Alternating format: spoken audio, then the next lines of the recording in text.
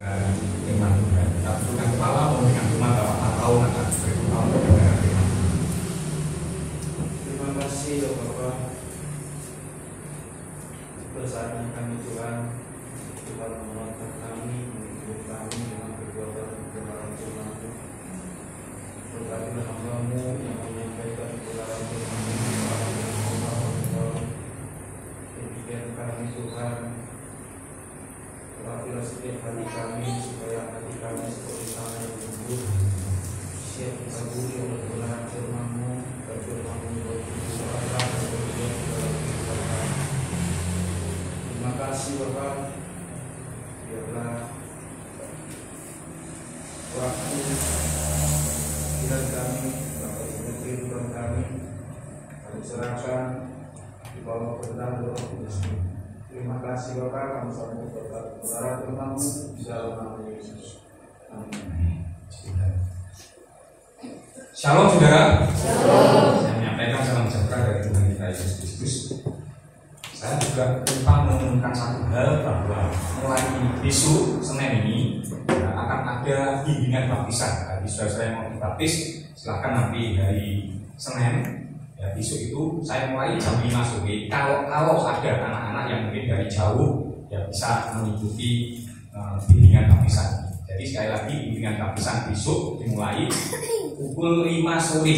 Jadi saudara-saudara yang mau dibaptis mohon hadir untuk dibimbing bersama-sama sehingga nanti 1 bulan ke depan mungkin awal bulan Juli kita sudah bisa mengadakan baptisan. Ya, jangan lakukan. Baik, saudara kasih Tuhan. Kita akan siapkan hati kita untuk diberkati dengan kebenaran firman Tuhan. Yang hari ini kita belajar bersama-sama firman Tuhan yang saya beri judul berkat ketaatan dan kesetiaan. Katakan bersama-sama 1, 2, 3. Berkat ketaatan dan kesetiaan. Terambil dari Keluaran 19 ayat yang ke Keluaran 19 ayat yang ke-5 dan 6.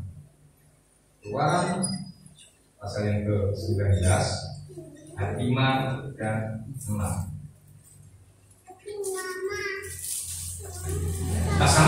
Kita simak sama-sama saudara ya. Saya akan membacakan untuk saudara.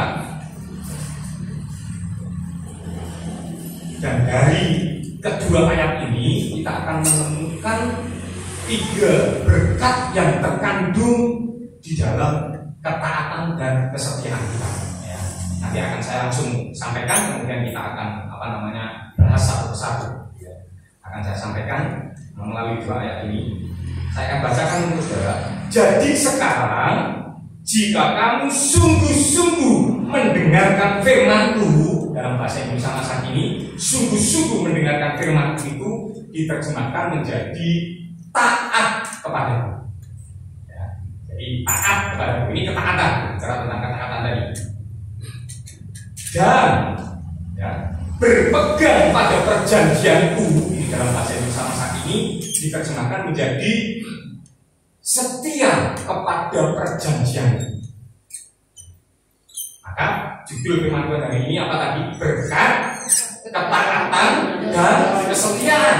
Berkat ketaatan dan kesetiaan itu terkandung di dalam kedua ayat ini, dimulai dari kata maka. Berarti itu ada maka kamu akan menjadi harta kesayanganku sendiri. Itu yang pertama.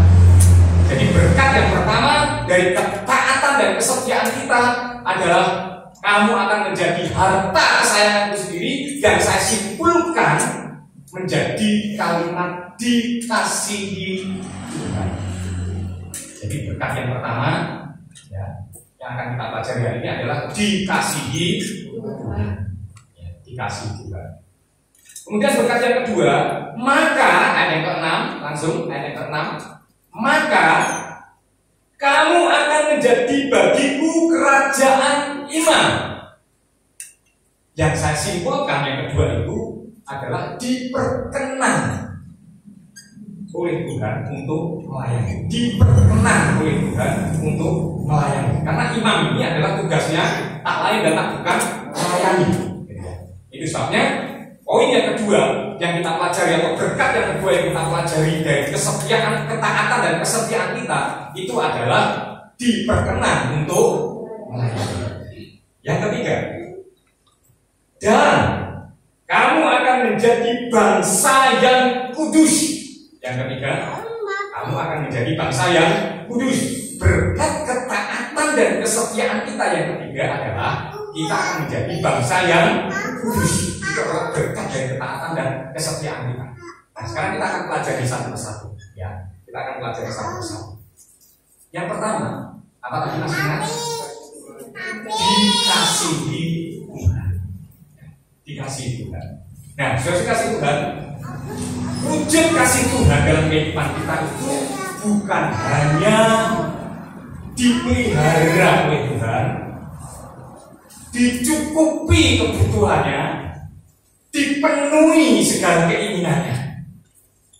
Bukan itu, bukan hanya itu maksud saya.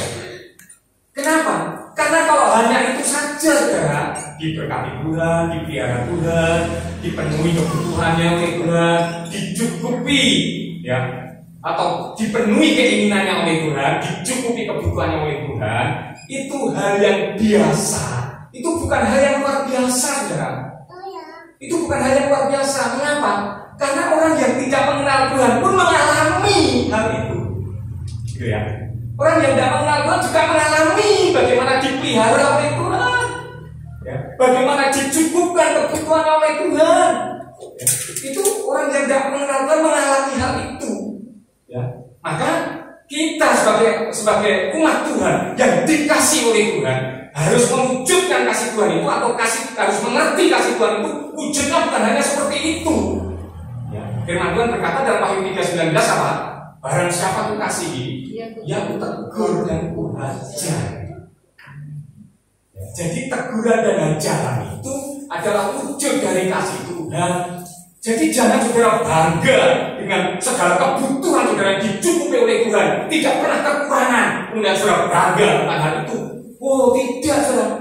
Saudara bangga bahwa saya lah orang yang paling dikasih Tuhan karena segala kebutuhan saya dicukupi oleh Tuhan. Oh tidak, saudara.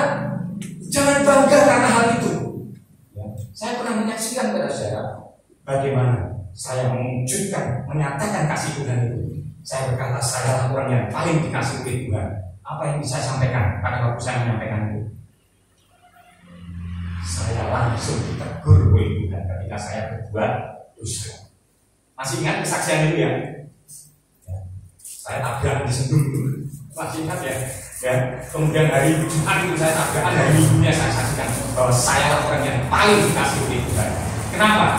Karena saya ditegur oleh Tuhan, saya dihajar oleh Tuhan ketika saya berbuat dosa. Wahyu 3:19 katakan ini. Sebab itu relakanlah hatimu dan bertobatlah. Tujuan hajaran Tuhan, tujuan teguran Tuhan itu supaya kita bertobat. Dan pertobatan ini tidak akan pernah terjadi kalau kita tidak memiliki kerelaan.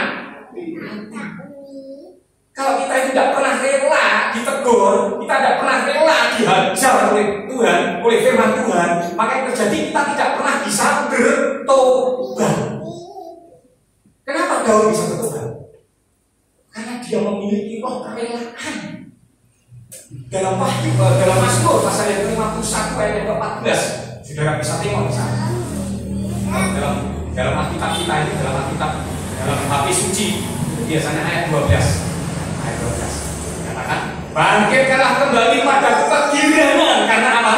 Selamat yang daripadamu.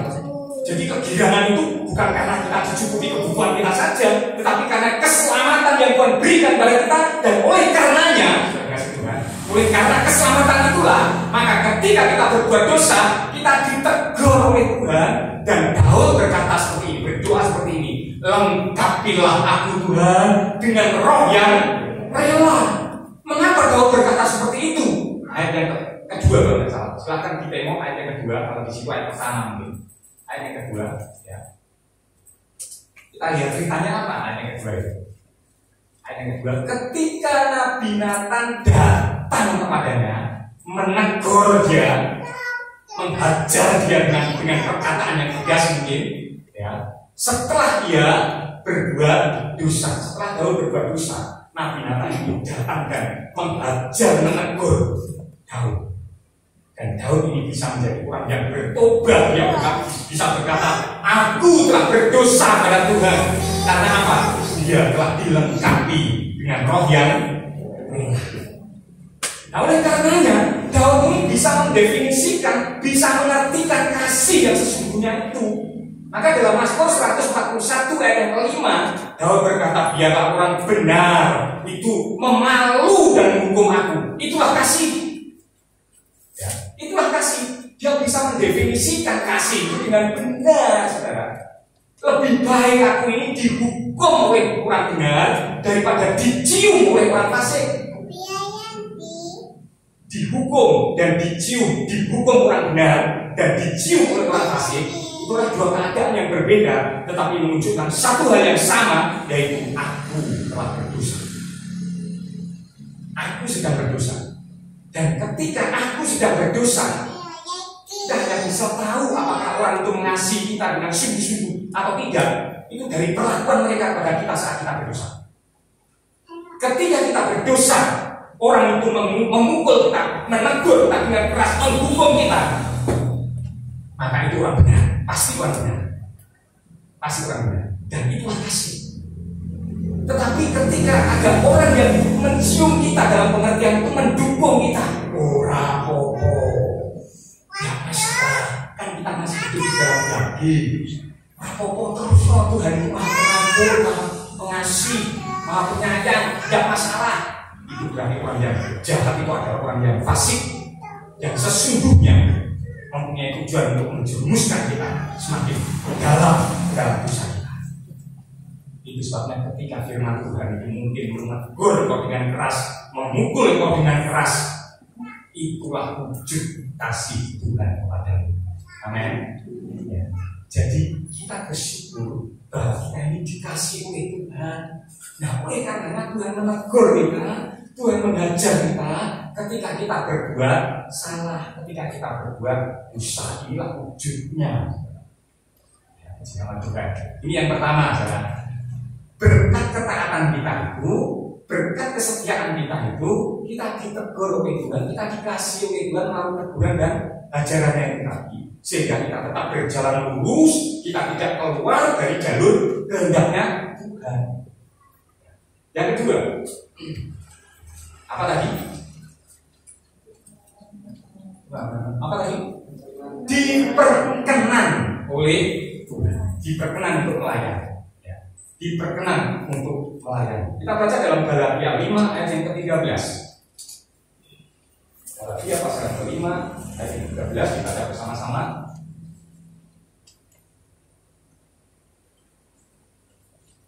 Satu, dua, tiga. Saudara-saudara, memang kamu telah dipanggil untuk merdeka, tetapi janganlah kamu mempergunakan kemerdekaan itu sebagai kesempatan untuk kehidupan dalam dosa, melainkan layanilah seorang akan yang lain oleh kasih. Minggu yang lalu atau beberapa minggu yang lalu saya menyampaikan bahwa kita ini dibebaskan. Kebebasan yang diberikan kepada kita itu adalah kebebasan dari segala dosa. Bebas dari segala dosa. Nah, ada dua konotasi dari Galatia 5:13 ini, saudara. Bebas ini maksudnya dibebaskan untuk melayani, gitu ya. Dibebaskan untuk melayani itu ada dua arti. Dibebaskan untuk melayani, kan seperti itu. Ringkasan dari ayat ini. Dimerdekakan atau dibebaskan untuk melayani, untuk saling melayani. Ada dua pengertiannya. Pengertian yang pertama adalah, saudara kasih Tuhan, itu kita diberi kebebasan untuk memilih melayani Tuhan atau tidak. Konotasi yang pertama, pengertiannya terserah mau melayani Tuhan atau tidak, terserah, gitu ya, pengertiannya. Tetapi saya lebih tertarik pada pengertian yang kedua, melayani Tuhan dengan kebebasan. Maksudnya itu melayani Tuhan tanpa ikatan apapun. Saya lebih tertarik pada pengertian yang kedua, melayani Tuhan tanpa ikatan apapun. Lalu, seringkali saya menyampaikan pada rekan-rekan sepelayanan di tempat ini, jangan ada ikatan apapun yang mengikat kita ketika kita melayani Tuhan. Apa ikatan itu? Ikatan itu salah satunya adalah rokok. Melayani Tuhan, kalau ada yang masih rokok, berhenti. Karena itu ikatan. Kemudian perjudian itu ikatan. Wah, kok ada apa judian? Ini juga ikatan. Kemudian perzinahan itu juga ikatan. Jangan sampai kita ini yang melayani Tuhan ini masih dalam ikatan-ikatan seperti ini. Itu tidak berkenan. Tuhan tidak berkenan. Nah, itu sebabnya mari layani Tuhan itu dengan kebebasan. Dengan kebebasan dalam pengertian sehingga orang lain itu, orang yang kita layani bersama-sama itu tidak akan memandang syak dalam pelayanan kita. Puji nama Tuhan. Sudah kasih Tuhan, ada dua model pelayanan. Dua model pelayanan.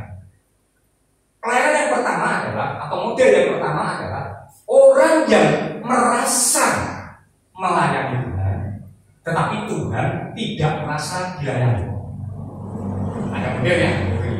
Orang ini merasa melayani Tuhan, tetapi Tuhan tidak merasa dilayani. Ada ayatnya saudara, dalam Matius 7 ayat 22 dan 23 kalau saudara menengok ke sana.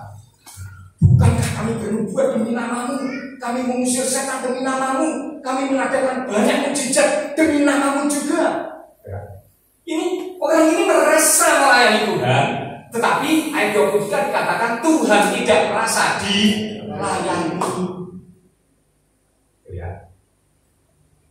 Model yang kedua, ada juga orang yang tidak merasa, kebalikannya, tidak merasa melayani Tuhan, tetapi Tuhan merasa dilayani. Ayatnya juga ada di mana?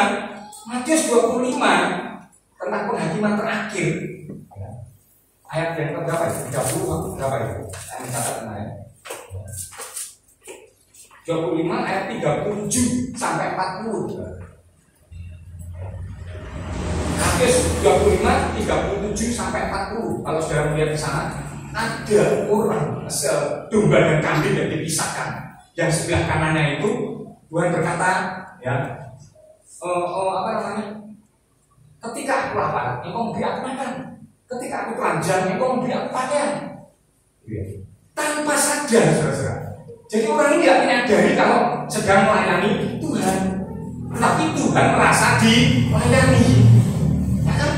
Tuhan berkata, apa yang kamu lakukan untuk salah seorang kecil ini karena dia adalah murid, kamu telah melakukannya untuk aku.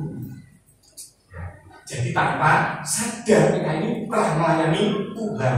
Dari dua pengertian ini atau dari dua model pelayanan ini, kita bisa mengambil kesimpulan bahwa pelayanan yang sejati itu tidak hanya ada dalam perkataan, tetapi ada dalam tindakan, ada dalam perbuatan nyata. Kalau kita boleh kembali kepada model pelayanan yang pertama tadi, apa modelnya? Merasa melayani Tuhan, tapi Tuhan tidak merasa dilayani. Kenapa Tuhan tidak merasa dilayani? Karena ada indikasi, saudara. Yesus berkata tentang Matius 7 tadi. Ya, kembali Matius 7 ayat 22 tadi. Yesus berbicara tentang pada hari-hari terakhir. Pada hari-hari akhir. Hari-hari akhir itu ya sekarang ini yang kita alami. Kemarin saya melihat, ya saya tidak tahu ya persisnya bagaimana. Ada begitu banyak para pendeta itu yang apa namanya pengennya itu tidak Tuhan dipermuliakan, tetapi dia yang dipermuliakan. Ada seorang pendeta yang terkaya, saudara bisa melihat di YouTube, di channel YouTube, saudara bisa melihat di situ dikupas dengan salah seorang mungkin Katolik atau apa ya, itu Rivaldo kalau nggak salah. Itu ada pendeta terkaya. Disinyalir membuat mujizat palsu. Ada yang pernah melihat? Itu pendeta Al Lukau dari Afrika Selatan. Jadi dia membangkitkan orang mati. Orang mati bangkit. Dan disinyalir penipuan, disinyalir ya. Ya saya tidak mengatakan ini benar penipuan karena memang ketika diselidiki dari ini banyak sekali yang apa namanya rumah duka yang pertama, rumah duka yang kedua, rumah duka yang ketiga, maksudnya itu rumah persemayaman gitu mungkin ya. Itu dipinjam ini petinya, kemudian ini adegannya, yang satunya ketika di cross check ternyata mereka tidak merasa ada pencatatan seperti itu. Jadi hanya dipinjam petinya, hanya ini, jadi tidak pernah melayani ada orang yang mati. Nah, ketika diselidiki sampai akhirnya ini beberapa orang ini ditahan karena ini. Tapi ketika diselidiki karena jadi berita besar, saudara ya, berita besar jemaahnya sudah jutaan orang mungkin, ya, dan dia menjadi idola, dia pendeta yang terkaya di Afrika Selatan bahkan di dunia, dikatakan seperti itu. Maka yang terjadi kasusnya ini menguap begitu saja. Orang ini dilepaskan dan kasusnya dinyatakan tidak berlaku karena apa? Kurangnya bukti. Ya. Jadi kita tidak ngerti kebenarannya. Tetapi ada begitu banyak saya mensinyalir bahwa orang yang berkata Tuhan bukankah kami bernubuat demi namamu, ini yang berkata si pendeta tadi. Si pendeta tadi. Jadi bisa jadi dia juga mengatakan hal-hal yang bohong mungkin. Jadi dia perlu, kalau dia bisa menipu kalayak ramai, dia juga bisa menipu Tuhan. Jika ketika sampai di surganya Tuhan, dia berkata Tuhan, ini lo telah membuat mujizat demi namamu, aku lo telah ini dan itu dan lain sebagainya. Tetapi kehidupannya terbuka setelah berada di hadapan semua kita di hadapan Tuhan itu terbuka. Apa yang ada dalam hati ini, apa yang terkandung dalam isi hati kita ini, satu kali saat terbuka di hadapan. Karena karenanya hiduplah secara jujur, prasojo. Layani Tuhan dengan apa adanya. Jangan berusaha membuat orang lain kagum terhadap pelayananmu, tetapi berusahalah membuat orang lain kagum dengan Tuhan. Nama Tuhan, ya, nama Tuhan. Saya kasih Tuhan. Ini yang kedua. Itu sebabnya Yesus memberikan perumpamaan dalam Lukas pasal ke-10 itu mengenai orang Samaria yang murah hati. Ya, sebenarnya dengan perumpamaan ini Tuhan ingin menyatakan bahwa pelayanan yang sejati itu ada di dalam tindakan, bukan hanya ada di dalam perkataan saja. Maka dia menyindir, dia menyentil para imam dan orang Lewi. Karena para imam dan orang Lewi ini ketika melihat ada orang yang tergeletak untuk pertolongan, orang imam ini hanya melewati dari seberang jalan. Orang Lewi juga melewati dari seberang jalan. Kemudian datanglah orang Samaria yang notabene musuhnya orang Yahudi. Tapi justru yang dianggap musuh itulah yang bertindak. Dan Tuhan berkata, inilah pelayanan yang sejati. Inilah pelayanan yang sesungguhnya. Apa yang kau lakukan, apa yang kita lakukan untuk orang lain, itulah pelayanan kita yang sesungguhnya. Jadi bukan hanya pelayanan yang ada demikian yang kita katakan, yang kita sampaikan, walaupun itu juga merupakan pelayanan, tetapi pelayanan yang berkenan di hadapan Tuhan adalah pelayanan yang dilakukan dalam tindakan kita sehari-hari. Yang terakhir, berkat dari ketaatan dan kesetiaan kita, yang pertama kita dikasih Tuhan, kita harus tahu bagaimana Tuhan mengasihi kita. Kemudian yang kedua tadi, kita diperkenan oleh Tuhan untuk melayani. Kita juga harus tahu pelayanan yang sejati itu pelayanan yang bagaimana. Yang kita telah terangkan. Kemudian yang ketiga, itu menjadi bangsa yang kudus. Menjadi bangsa yang kudus. 1 Petrus pasal 1 ayat 14. 1 Petrus 1 ayat 14. Hiduplah sebagai anak-anak yang taat dan jangan turuti hawa nafsu yang menguasai kamu pada waktu kebodohan. Ayat selanjutnya, tetapi hendaklah kamu menjadi kudus dalam seluruh hidupmu, sama seperti Dia yang kudus yang telah memanggil kamu. Sebab ada tertulis, kuduslah kamu, sebab Aku kudus. Nama Tuhan. Saya kasih Tuhan salah satu alasan kekudusan kita adalah sebab Tuhan itu kudus. Kekudusan kita itu, kesucian kita itu dimulai dari darah. Dan hari ini kita peringati, tiap bulan kita peringati supaya kita mengingat korban Yesus. Ketika kita mengingat korban Yesus, maka kita berusaha untuk selalu menguduskan diri kita. Karena kekudusan kita itu, setelah kita dikuduskan oleh darah Yesus, kita menjadi orang yang baru, kita menjadi ciptaan yang baru. Maka ketika kita menjadi sesuatu yang baru itu, kita harus menjaga perbuatan kita. Karena ingat, darah Yesus itu telah membendung, telah menghapuskan baik dosa keturunan maupun dosa perbuatan kita sebelum kita mengenal Yesus. Itu dibendung oleh darah Yesus. Dan ketika itu terjadi, kita keluar sebagai kertas yang putih, belum ada tulisannya. Kita menjadi suci. Nah, menjadi tugas saudara dan saya untuk menjaga keputihan, untuk menjaga kesucian saya, untuk menjaga kita tetap suci, kita tetap kudus, itu dengan ketaatan dan kesetiaan kita. Dengan ketaatan dan kesetiaan kita. Nah, saya sebenarnya sudah kembali kepada hidup sebagai anak yang taat, karena ketaatan itu bisa menjaga kesucian kita ini tadi. Dan jangan turuti hawa nafsu yang menguasai kamu pada waktu kebodohan. Kapan hawa nafsu menguasai kita? Kapan? Pada waktu kebodohanmu. Banyak orang Kristen itu nggak sadar bahwa dia itu bodoh. Kenapa? Kenapa? Dia itu bodoh karena dia mendengar firman Tuhan, tapi tidak melakukan. Alias apa? Tidak taat. Jadi orang yang tidak taat itu bodoh, saudara. Dalam Matius, bukan saya mengatakan, sekali lagi bukan saya, Matius 7 ayat 26, saudara bisa tengok di sana bahwa orang yang mendengar firman Tuhan tapi tidak melakukannya, dia adalah orang yang bodoh. Firman Tuhan yang berkata, bukan saya hanya menyampaikan orang yang bodoh. Tetapi ada orang yang lebih bodoh lagi. Ya, yang orang bodoh lagi, ada orang yang lebih bodoh lagi, yaitu orang yang melakukan, mendengar firman Tuhan, melakukan firman Tuhan, tetapi tidak tetap melakukan firman Tuhan. Tahu maksudnya? Orang ini mendengar firman Tuhan, melakukan firman Tuhan, tetapi tidak tetap melakukan firman Tuhan, alias tidak setia. Jadi orang yang taat itu orang yang tidak taat, maksud saya itu adalah orang yang bodoh. Tetapi orang yang tidak setia itu lebih bodoh. Kenapa saya katakan lebih bodoh? Orang yang tidak taat itu tidak melakukan apapun. Benar? Tidak melakukan apa-apa, tidak taat, tidak melakukan apa-apa. Tetapi orang yang tidak setia itu melakukan. Dia berjaya karena dia melakukan. Tetapi tidak sampai kepada tujuan karena dia tidak setia.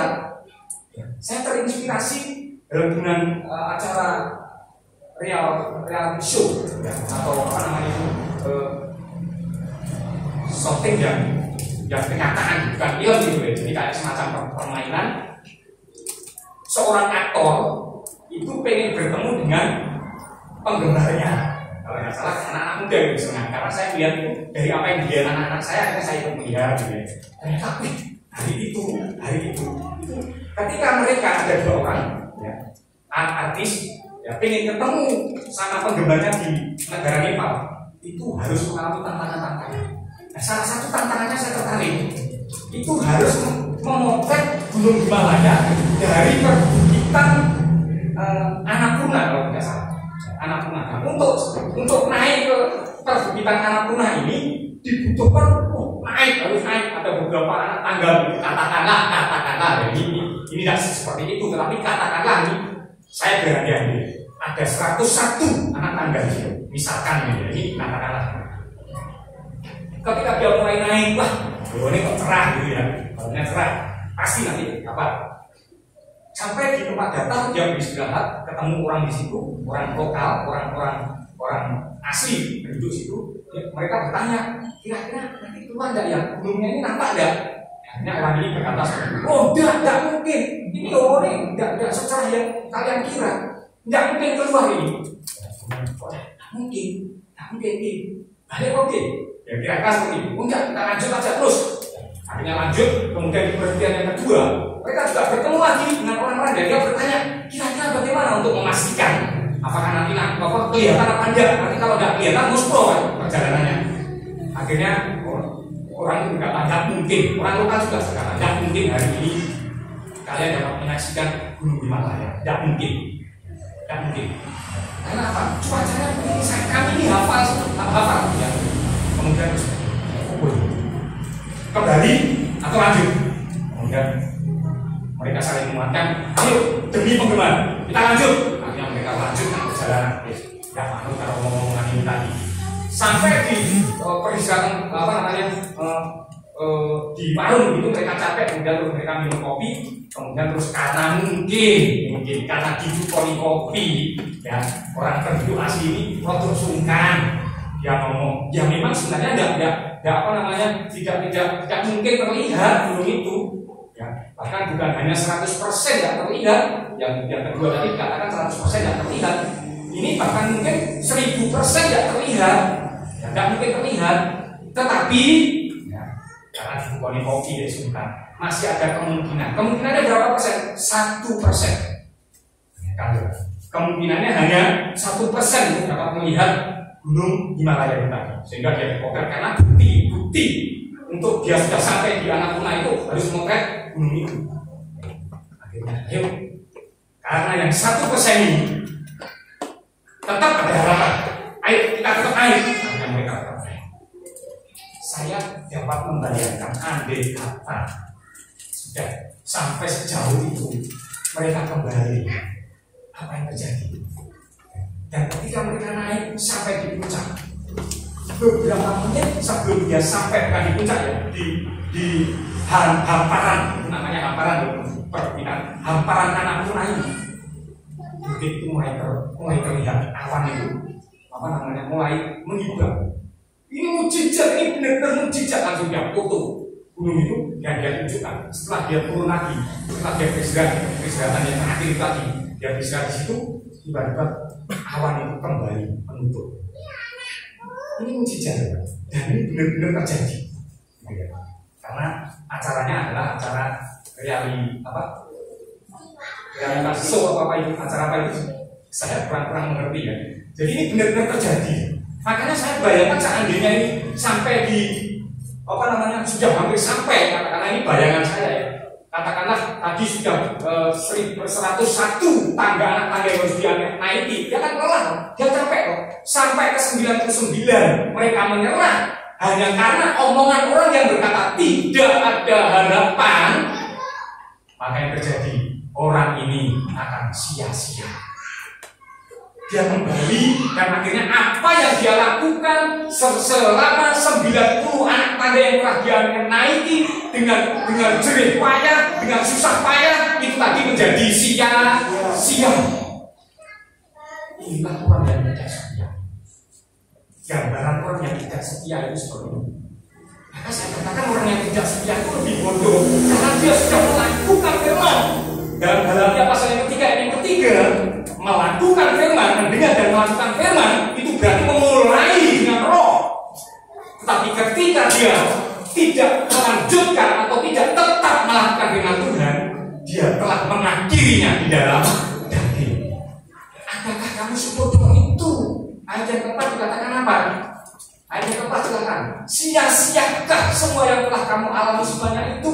Kenapa saya katakan orang yang tidak setia itu adalah orang yang lebih bodoh dari orang yang tidak taat?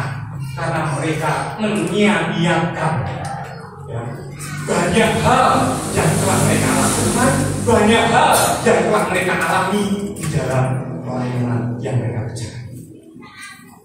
Dalam pengiringan pada Tuhan itu menjadi sia-sia semua karena dia tidak tetap melakukan kebenaran itu.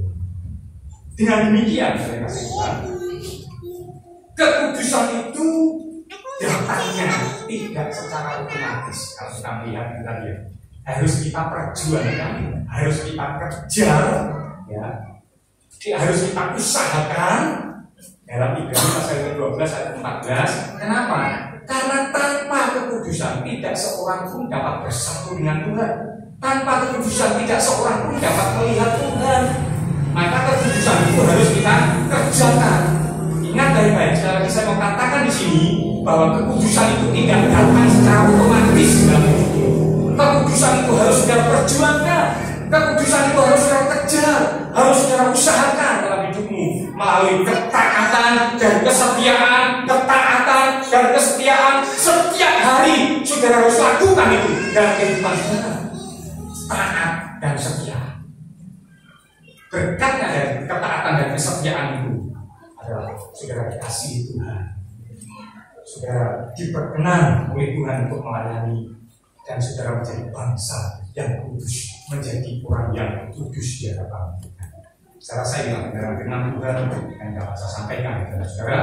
Hanya Tuhan memberkati kita semua. Kita bukan kepala, kita masuk dalam pelayanan.